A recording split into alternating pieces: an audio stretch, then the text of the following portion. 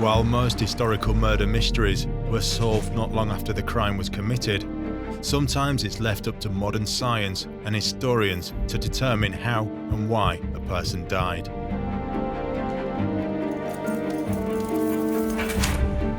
In this series, we look at some of the great unsolved deaths of the past, bringing to life the many theories surrounding them and piecing together the evidence.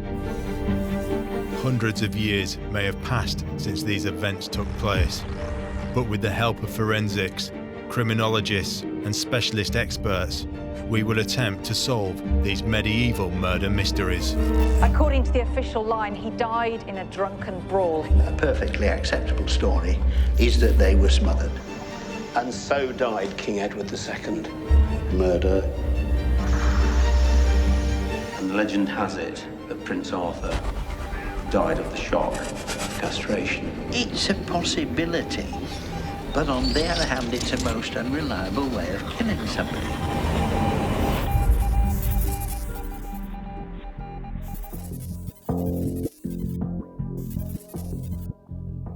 England, 1327. The body of the recently deposed King Edward II lays on his cell at Berkeley Castle, waiting to be embalmed.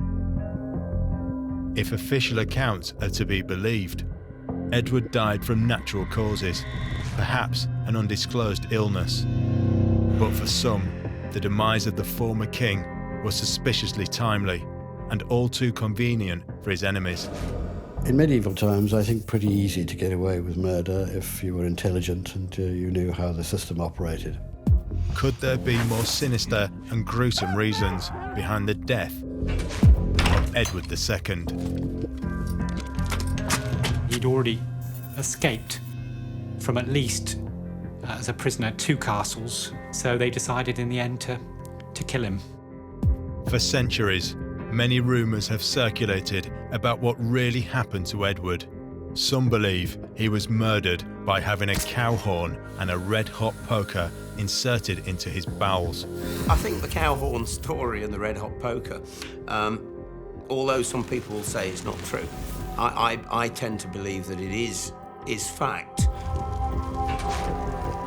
How quickly he died depends on how long the poker was and how hot the poker was. If it just goes through the bowel wall into the belly cavity, he will die relatively slowly, but in very great pain. Others say that he was suffocated. The belief here at Berkeley, and it's certainly my idea, is that Edward was suffocated, probably under a heavy mattress. I would equate it more with the motivation of an assassin. And for that reason, we could look at the person that's committed that assassination as being somebody who's potentially a psychopath. And there are those who are convinced that Edward escaped. Personally, I don't think Edward II died at Berkeley Castle. I think Lord Berkeley's statement, "I didn't know the king was dead until his present parliament," is an indicator of the truth. It would be incredible if one day we found the answer to what happened to Edward II, and I believe we have such an extensive a lot of archive material here at Berkeley. I believe we could solve this great mystery and find out, was Edward murdered or did he die of natural causes? The late Middle Ages was a turbulent time for England. The Great Famine and savage civil wars had left the country in a state of near collapse. What England needed was a strong, decisive and able ruler. What it got was Edward II. Edward II was the son of Edward I and his wife, Ellen of Castile. We know he had a very lonely childhood. We know his father kept him in sort of really a royal nursery, or looked after by squires and commoners. Edward II was a man born to be king, but he wasn't fitted, he wasn't trained. He became king at a time when England was involved in a very bloody and long war with Scotland. While at war with the Scots, Edward was also plagued by an uprising of English barons.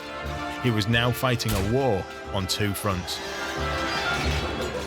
Edward II was personally very brave, very courageous, but as a general, he had nothing of his father's ability.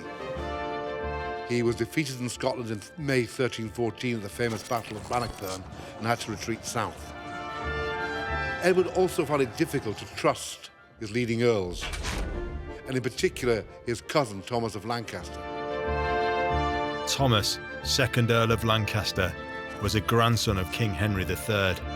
His intense dislike for the king, along with his own ambition, led him to be a key player in the revolt against Edward's reign. For most of Edward's reign, he was involved in a really quite bloody struggle with Lancaster.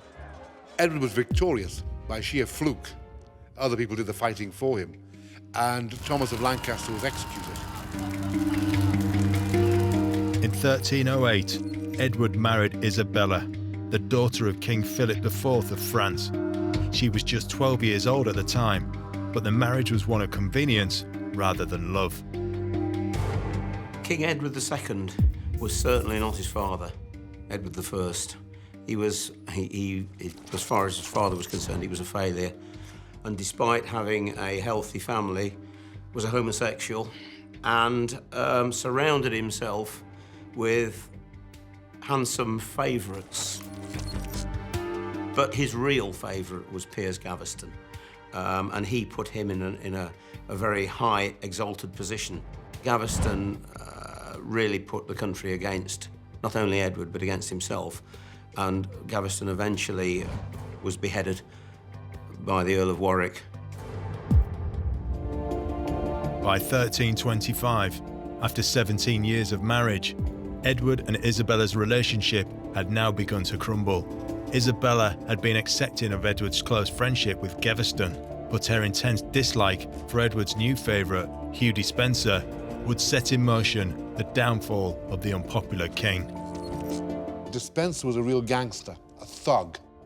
His influence over Edward seems to have been complete, so much so that Isabella fled to France. While in France, of course, Isabella met Despenser's enemy, Mortimer, who was in exile, and formed an alliance with him.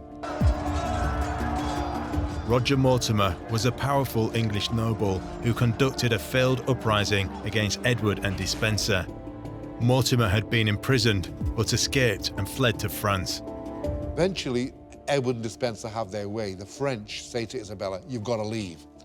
So she flees to the Low Countries to a place called Hainault, where she manages to negotiate a wedding settlement with her young son and the Count of Hainault's daughter. Part of the dowry is an invasion fleet. Together, Isabella and Mortimer managed to gain support and raise an army to invade England. Comprising mainly of mercenaries and a few exiled English nobles, they set sail from France. On the 24th of September 1326, Isabella and Mortimer's invasion force landed on English soil. Edward and Despenser try to raise troops, but they can't. It's just a general collapse. No one will support them. They were forced to flee to Wales, but were soon hunted down and captured. Edward is put into honourable sort of prison, house arrest at Kenilworth. Despenser, however, is taken to Hereford, where he is most barbarously executed, hanged, drawn, quartered, castrated, the full rigour of the law for treason. In the months that followed, Kenilworth Castle proved a less than secure location to imprison Edward. It had several local nobles who remained loyal to the king and were planning his escape. When Isabella and Mortimer heard about the plot to free Edward, they quickly had him moved to Berkeley Castle. So much of Britain's medieval history tends to lie in ruins, but not so with Berkeley Castle. It is so well preserved. We still have the steps that King Edward II walked up to. We still have the doorway that he went through and the room where he was murdered. The oubliette outside is still preserved. And to be honest with you, Berkeley Castle is one of the best preserved medieval castles in the British Isles, and of course has one of the most fascinating, horrendous murder stories in British history.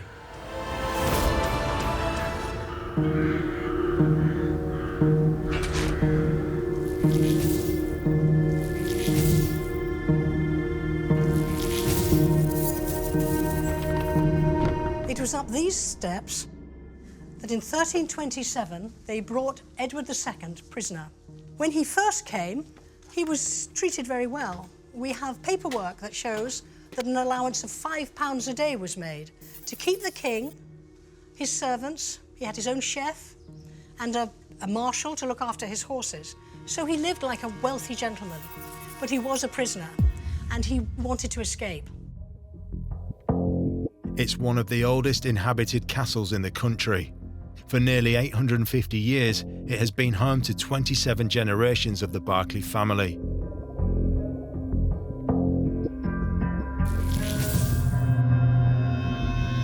The current heir, Charles Berkeley, has undertaken the task of sorting through the extensive archive dating back hundreds of years.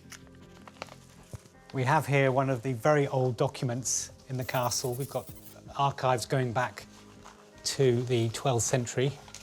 If I can unroll some of this.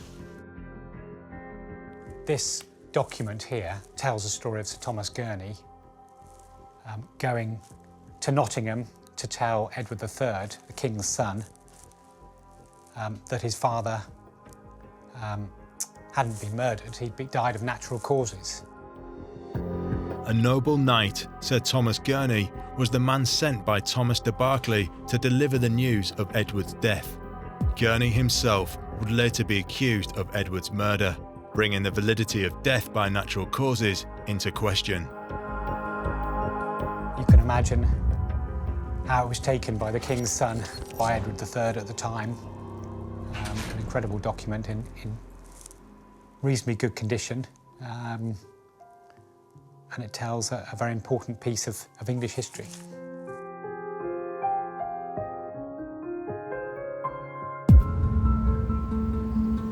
For many scholars and historians, the suspicious circumstances surrounding Edward's death has led them to search for other possibilities. But if Edward II's death was not the result of natural causes, how did he die, and why? One of the most enduring theories of Edward's death has become a cornerstone of England's long and bloody history.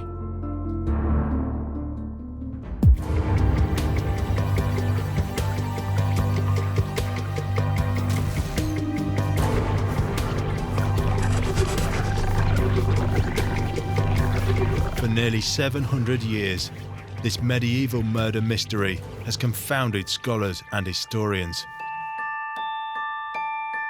Author and historian Richard Felix has researched the red-hot poker theory and believes it to be true. King Edward II was deposed by his wife, Queen Isabella, and her lover, Roger Moore.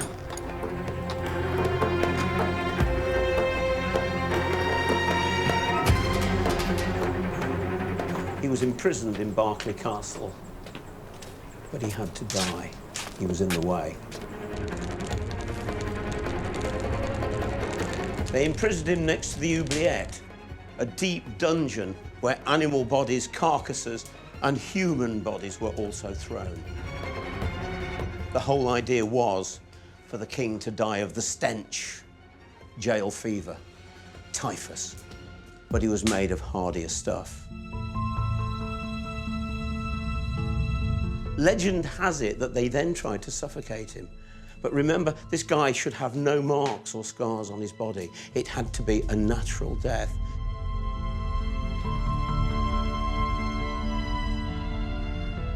And they say that they actually took a huge oak table and tried to suffocate him with it. Number one, he would have had marks on him, and number two, no one would die of suffocation, not from an oak table. So they went for stronger stuff. What is this? What's the meaning of this? Whoa! No, what are you... No! What are you doing? You know who I am?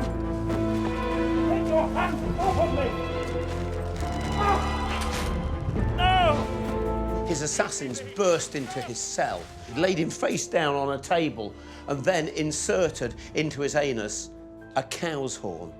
The whole idea would be that there would then be no marks, no burns, no scars on the king. Hold him.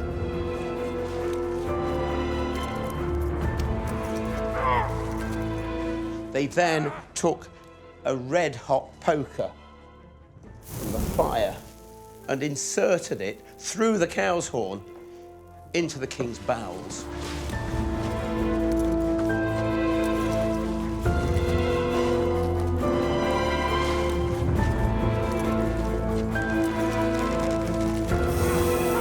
The king's screams could be heard outside the walls of the castle in Berkeley village. It took him well over a quarter of an hour to die in dreadful agony. He eventually died of either a seizure, shock, or a heart attack.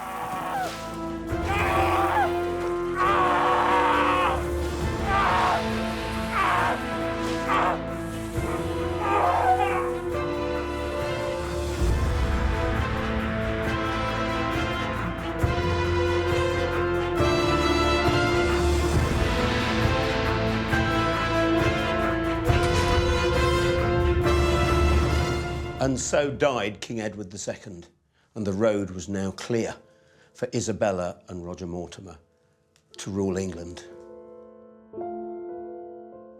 But not for long.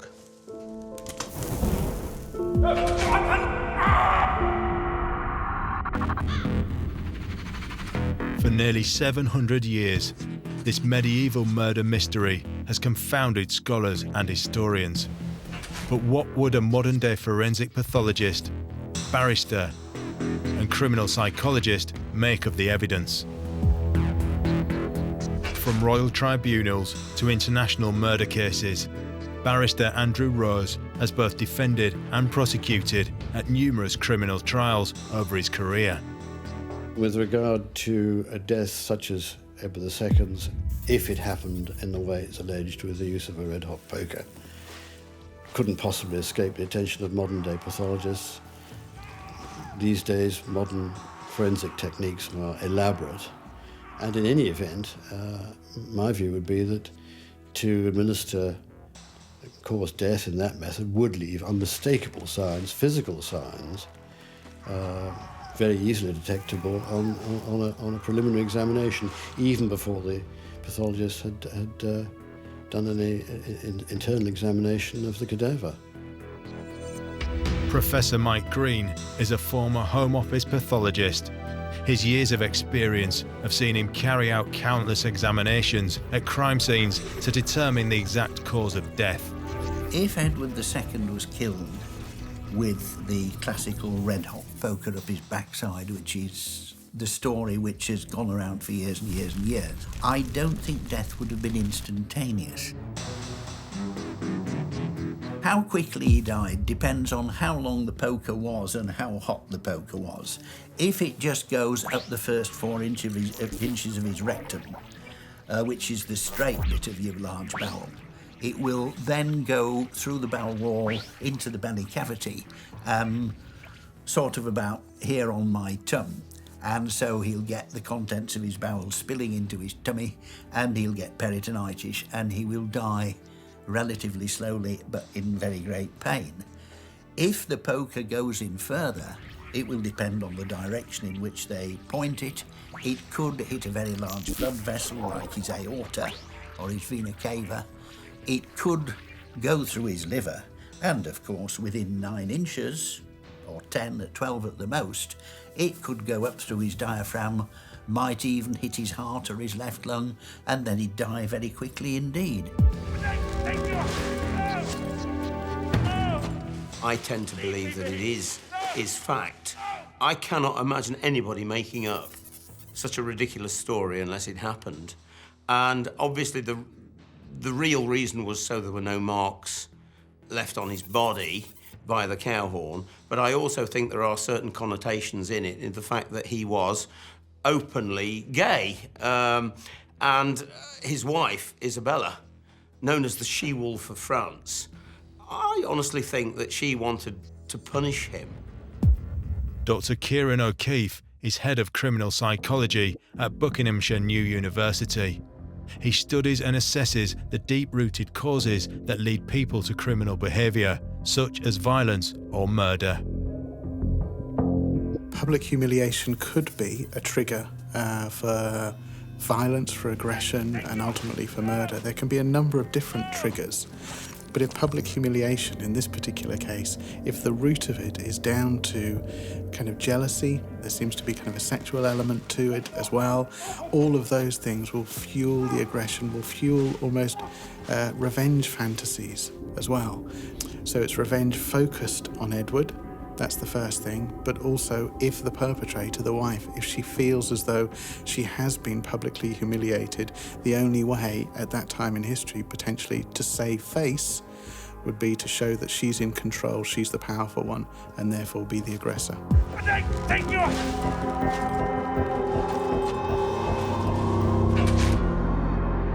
Even with a cow horn inserted first to act as a guide for the poker, I think it would have been difficult. I'm inclined to think that this is a story that was put around afterwards because of his alleged homosexuality. And certainly if I was going to kill somebody without leaving a mark, that's not a method I would choose. He's an anointed medieval king, and that didn't stop people getting rid of anointed kings, but there would be a very deep thought given to the way in which he was to be disposed of, leaving as few physical signs as possible. I think the idea of inserting a red-hot poker is improbable because I think it would have, even to an outside external appearance, have given an indication that some form of violence had been used upon him in an intimate part of the body. Whereas some other form of death, such as smothering, might not leave a physical sign, although, to be fair, it's quite likely that if he was to be smothered, he would have struggled, and there might then have been physical injuries. So it's another consideration to be weighed in the balance. Is it possible that Edward II was killed with a red-hot poker? The story is a favourite of history books and tour guides alike. But is there a less fanciful, but equally deadly way to kill a king?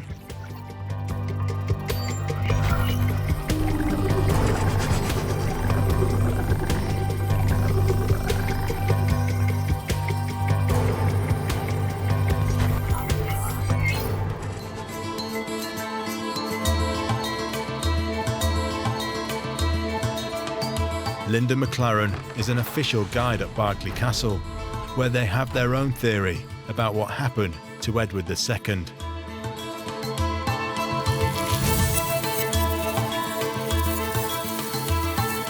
We're now in the room where it is believed Edward II was murdered on the 21st of September 1327.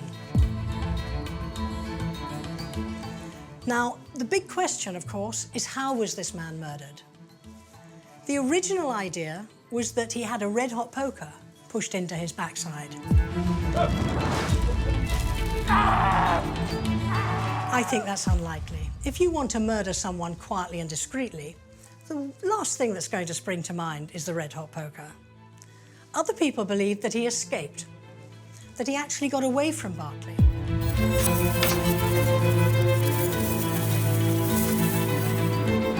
He fled over to Ireland and then to Europe, where he spent the rest of his life in a hermitage. Unlikely for a Plantagenet king, I think. But what we believe here in Berkeley is that he was suffocated as he slept on his bed.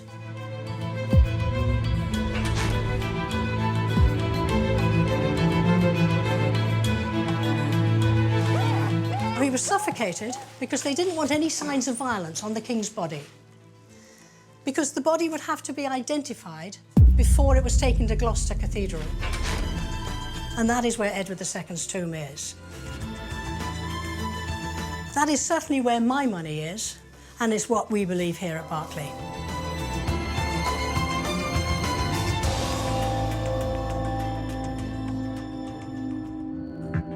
But what do our experts make of the claim that Edward was suffocated to death? There have been cases where people have smothered, suffocated people, often people in poor state of health who are not able to struggle in order to perhaps inherit money or for some other motive. And it's sometimes not too difficult to do if as I said, the person who is the victim is elderly or weak, poor health. Smothering with a pillow might be a fairly easy thing to do. If you're going to strangle somebody and put either your hands or a piece of rope round the neck, that almost always leaves some external signs, not just the damage to the neck, but the face is purple, there are little hemorrhages into the skin round the eyes.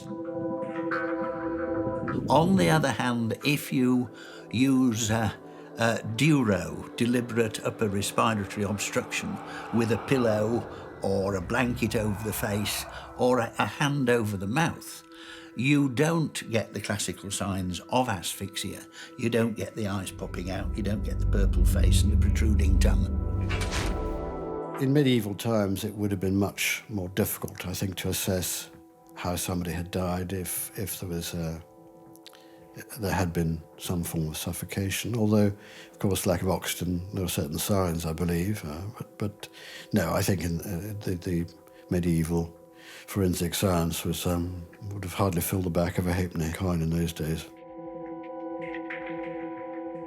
If we are going to assume that Edward was in a weakened state anyway, he's been starved and he's been nursed in a dungeon which has been in effect half a septic tank, he's going to be in no position to struggle.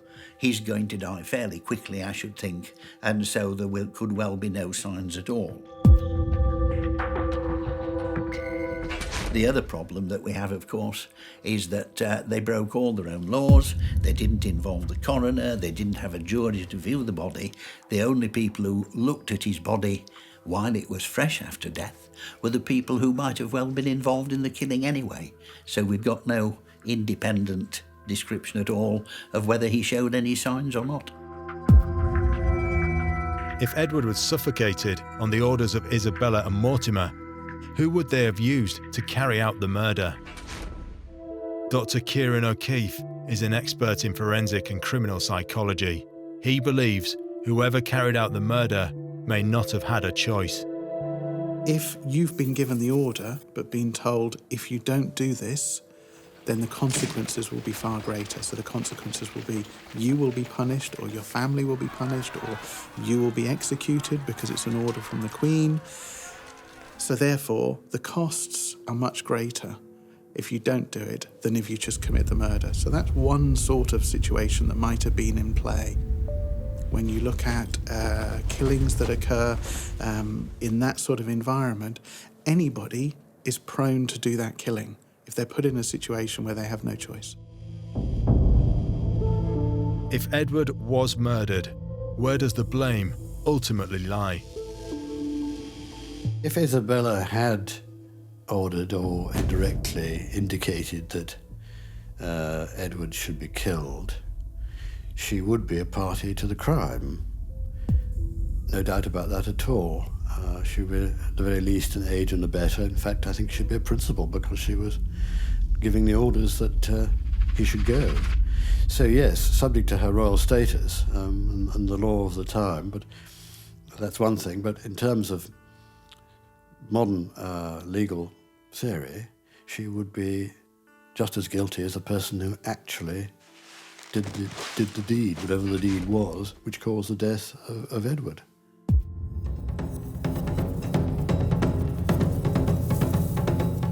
Suffocation, a tried and tested method for taking the life of your enemies.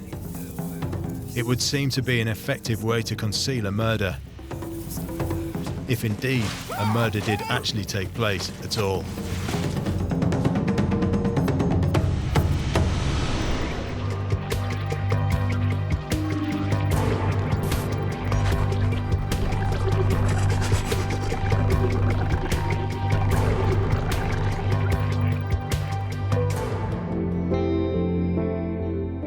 Author and historian Paul Doherty has spent many years researching the life and death of Edward II.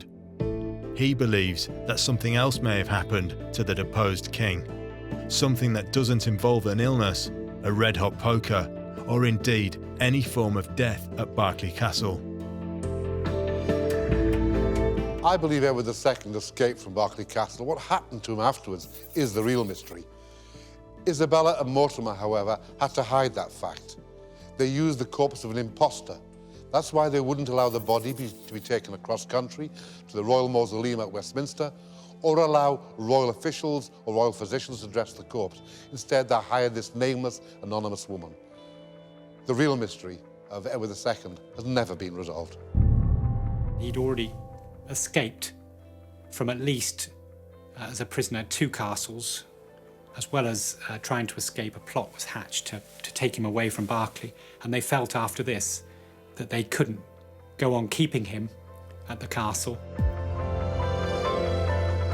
Knowing that his life was in danger, did Edward or those loyal to him somehow manage to orchestrate his escape from Berkeley Castle? And if so, how did they do it? Is it possible that he escaped? My theory is that they definitely got into the castle. We know that they were doing repair work at Berkeley at the time. There were a lot of carpenters around. Perhaps they were able to infiltrate the workmen, and they got in.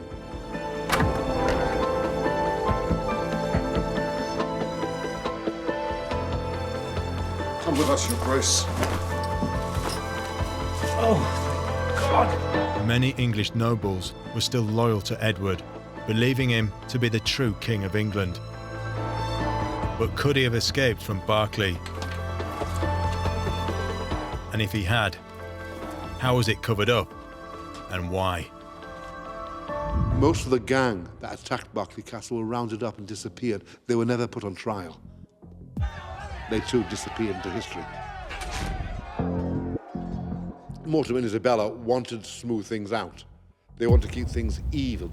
They couldn't very well broadcast that their former king was on the loose.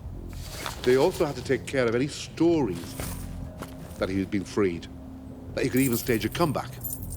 What better way than to have a royal funeral, a requiem mass, the court turn-up at Gloucester, a solemn burial, all the festivities and all the liturgy around this. What they wanted to do was really bury, not so much Edward II, but bury his name, bury his reign. One piece of evidence that seems to support the theory that Edward escaped is a document known as the Fieschi letter. Manuel Fieschi, an Italian papal legate, that has supposedly interviewed the Welshman who was supposedly Edward II. The letter states that Edward II did not in fact die at Berkeley Castle. Instead, it suggests that Edward swapped clothes with a servant and used the disguise to escape. He then apparently was taken to Corfe Castle, from Corfe Castle to Ireland, and became a hermit. And he died somewhere in Italy years later. Could Edward II have escaped from Berkeley Castle to spend the remainder of his life in exile? It certainly seems to be a possibility, but is there any real evidence to support this? If Edward was murdered at Berkeley Castle, how did it happen?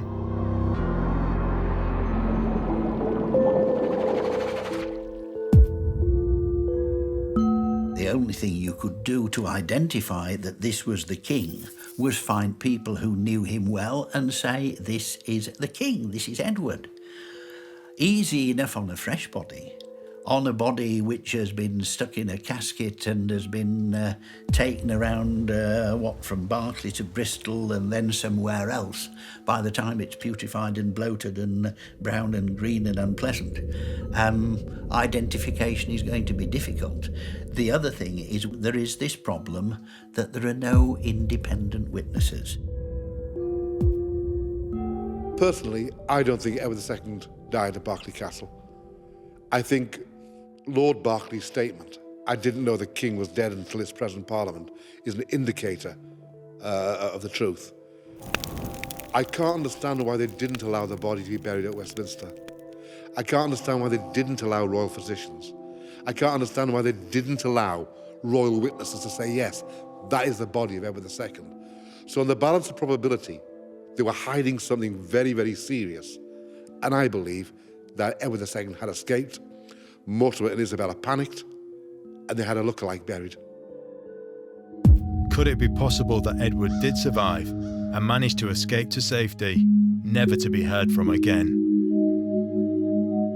What motivates people to, quotes, disappear, unquotes, is very varied. There are, of course, people who do it simply to escape justice, to partake of their ill-gotten gains somewhere else. Also cases of people are afraid they're going to be prosecuted, so they decide they better disappear. There are many possibilities here, but certainly it's a motivation for people to disappear if they think that their current persona is a dangerous one, or one which is going to land them in jail. Why did Edward never attempt to reclaim his throne as the rightful King of England?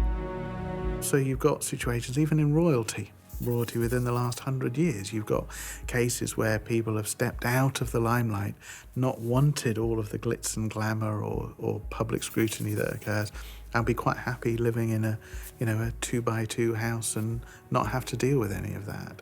It's not surprising that happens. There seems to be little doubt that Edward would have wanted to escape. But with so little physical evidence to go on, how can it be proven?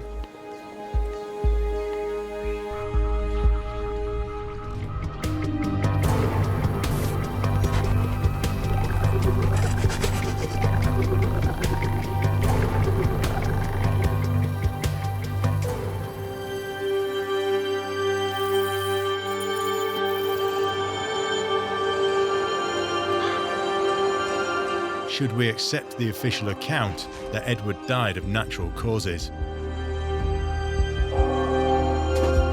Can we believe the tale of the red-hot poker? Or was he killed by suffocation? As many people now believe.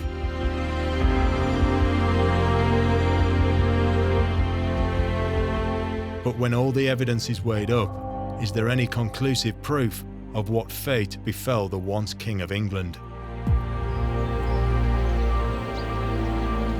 We have so many documents here in the castle, but none of them really say for definite, yeah, Edward was murdered in this way at the castle, or he died of natural causes for definite. Most people agree he did die here, whether it was natural causes or he was murdered. But could Edward have escaped, as some people believe? Precious little evidence that Edward escaped from Berkeley Castle, and quite a lot of evidence that he died there. But again, how he died is difficult to determine. If Edward was killed at Berkeley Castle, what method was used? One of the forms of killing him was to actually position his cell near what was called an oubliette, which was a deep pit where animal bones, animal bodies, carcasses, human bodies as well were thrown. And the whole idea was for him to die of what they called the stench, which was typhus. But he didn't.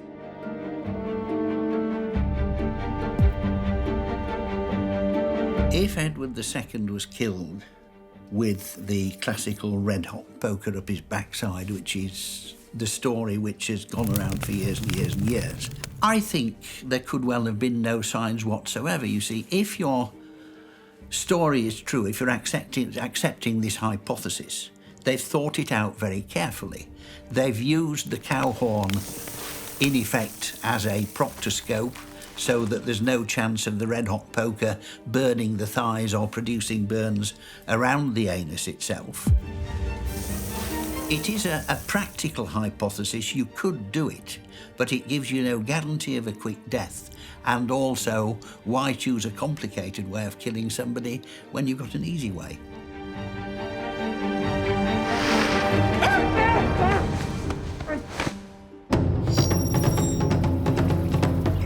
With events taking place almost 700 years ago, and with nearly all evidence lost, it's easy to see how so many different theories could arise over time.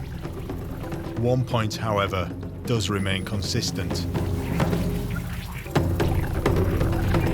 Most historians now agree that the official account of death by natural causes was most likely a cover-up. But for what? Probably the best known theory of all. It's a tale that has been around for generations. But experts now tend to agree that using a red-hot poker to cause death without leaving visible signs is a rather complicated and improbable method. The red-hot poker theory, which emerged many years later, doesn't really seem plausible. Whether he was smothered, of course, is possible, but when people are smothered, they often struggle. On the other hand, if he's in a weak condition when he was smothered, he might not have been able to struggle. In other words, if perhaps he had been starved or was ill, very weak, it might be possible to dispatch him without much, indeed any sign that a crime would have been committed.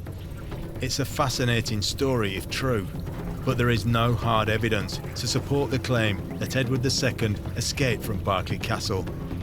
Although rumours have persisted over the years, experts are reluctant to agree in the absence of hard proof. Which leaves us with one last theory. Most experts agree that Edward was murdered at Berkeley Castle, and it seems most likely that they would have used simple but effective means to kill him. Suffocation would have guaranteed his death while leaving little to no visible signs of foul play. Even if it had got to the point where I could say death was due to asphyxia by smothering, I could have certainly put on the death certificate, and this is one of my favourite phrases, appearances consistent with. A sad and violent end to a man who is remembered more for his personal relationships and public failures than for his achievements as King of England. But what happened to the people responsible for his death, Isabella and Mortimer? Mortimer had been granted considerable titles, land and wealth by Isabella, and his increasing grip on power began to worry the young Edward III. And in October 1330, Mortimer was arrested on the king's orders. He stood trial, accused of 14 crimes, including assuming royal power and the murder of Edward II.